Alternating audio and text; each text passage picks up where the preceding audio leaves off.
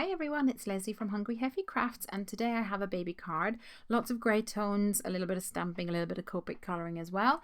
And this is my first project that I've shared with you, I think, with some hand lettering. I'm starting off with some Tim Holtz watercolour cardstock, and I'm going to run that through the cuttlebug using my stitched rectangles die. So I have a really pretty edge to my front panel of my card. I'm going to be doing quite a bit of stamping on this. I'm adding the stamp here that says a sweet baby has arrived. This is the double saying stamp set from Personal Impressions, and also from the big sentiment stamp set I've got Welcome Baby. I've been practicing some hand lettering, and I'm going to be adding Amelie's name to this card front. So to prep my surface, I'm using my T ruler and a light pencil to draw some lines. This is going to help me make sure that the height of my letters are all uniform and give a more professional finish. I'm also marking the center of my cardstock, and I'm going to be using my practice piece as a guide to try and get the word central. I'm using a dual brush marker. This is one that I've had in my stash for a long time. But I'm going to be doing it in grey tones. A lot of my stamping today is grey. I want it to have a nice subtle finish to the card. I've laid down my practice piece above where I am working, and this will help me make sure that I'm sticking to the rule book, as it were, sticking to what I've already planned. There are a lot of really cool hand lettering tutorials on YouTube, and I love the finished look of them. I'm not an expert. I can't manage to do it with a brush. It's hard enough at the moment with the brush marker, but I do love the look, so I think I'll keep on practicing.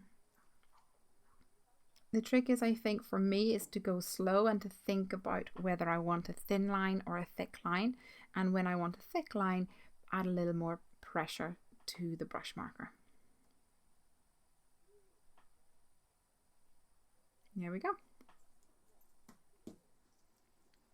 Now I'm ready to add some stamping. So let's add this greeting to the top. And I'm using the smoke ink from Simon Says Stamp. And when I did a practice, it didn't stamp quite right, so I'm using an eraser to get rid of any residue from the top of the stamp, and I find that usually gives a really nice stamped impression then. So this other stamp actually says Welcome Baby, but I just want the word welcome, and I'm going to stamp it in between the sender of the A and the L. So I've masked off the word baby, and before I stamp that, I want to get rid of all my pencil marks of my project. So I've inked up the word welcome, and I can position that exactly where I want it to go. Now I'm going to add the little bunny rabbit, and this is from the Mum Elephant Up and Away collection. And I thought I'd just put it over here above the E and Amelie, because the text looks a little bit off balance to the left. So by putting the rabbit here on the right, it balances out the design a little bit more. I'm stamping this once again with some grey ink, and then I'm going to be adding some balloons as well to bring some more interest into the middle of the card. Now before I stamp the balloon, I'm going to mask off the little bunny's ear. So I'm stamping that onto a sticky part of a post-it note, and I'll just trim this out very quickly and then stick this onto the bunny rabbit. And then I can ink up my balloon stamp. And now whenever I stamp the balloons, the strings are behind the bunny's ear, like this. Now I'm going to colour in the bunny using my Copic markers, and I'm using the cool grey tones for this. So that's C1 to start off with, and then I'm going in with C7, just to bring up some darker shades in certain parts of the bunny rabbit. Now bring in C3, blend it out a little bit, and back over the top of C1. I'm going to add a little bit of R20 for the cheeks and the feet, and I almost forgot the tail. Little C1 on that. For the balloons themselves, I want a real subtle colour. I want it to be baby colours, nothing too bright. So I've chosen a couple of pink shades, and I'm only colouring the left hand side of the balloon, and then I'm coming in with C1, which is the grey tones, to colour in the right hand side and blend into the pink on the left. Going over the top again with the pink, and that gives it a really nice muted colour. I thought it would be really fun to add some confetti like hearts all around the card. So I'm using a little tiny heart from the W+9 Little Bits collection.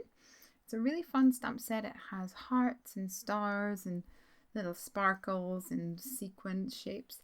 And what I really like about it is that there's a variety of shapes and a variety of sizes. So you can really get the confetti look with it. I'm coming in with some light pink ink, and that's the Cotton Candy colour from the Simon Says stamp collection. But I'm also going to add some grey tones. So this is the Fog ink from Simon Says Stamp, and then I'm also coming in with the Smoke.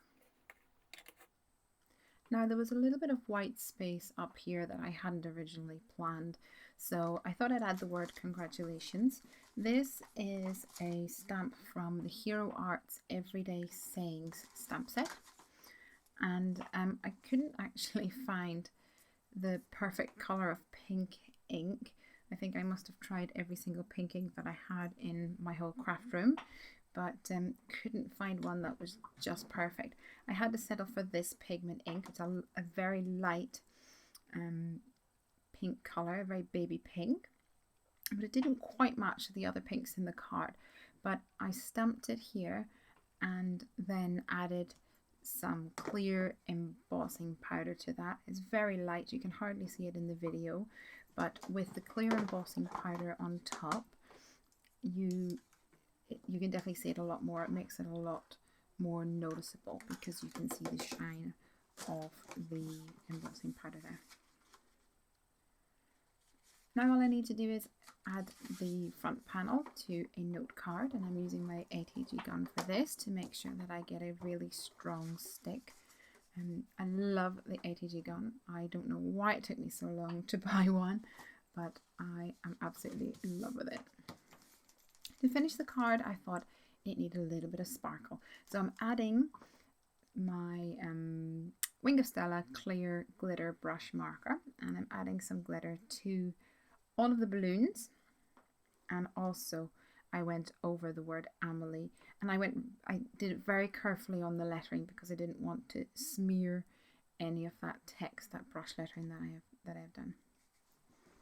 And that's it. That's the final card. Thank you so much for watching today. Sorry the colour is a little bit off on today's video. I think my camera didn't set the white balance correctly, but hopefully you've enjoyed watching it anyway.